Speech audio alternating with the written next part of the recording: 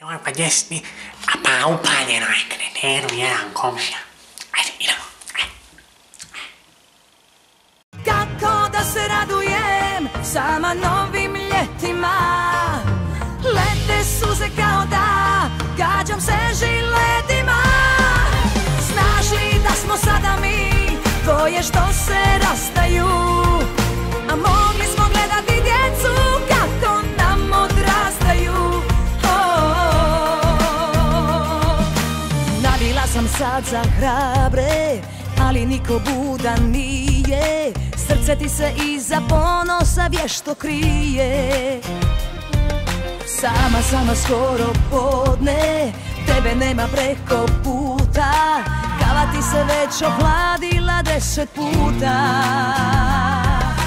Kasniš na mjesto gdje skupa sanjamo, kako kroz kuću dječje korake nemirne ganjamo. Kako da se radujem sama novim ljetima. Lete suze kao da gađam se žiletima. A šta to radiš u mojoj sobi? A? Šta sam ti rekao prošli put? Još jednom ako budeš slušao ili Lidiju, ili Jelenu, ili Severinu, bilo koga, dok ćeš blati. E, sad ćeš lopati. Men tuj. Još jednom da te vidim. Ajde. Šta radiš u mojoj sobi uopće? Ajde, moš kuću.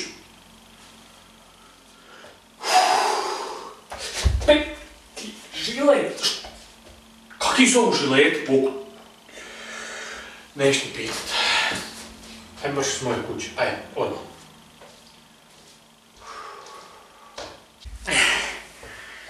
Kreteru jedan. On ne voli Jelenu. Jelena, ja te volim. Aj bok. Kako da se radujem, volim noćima, a ne vidim ti žilete.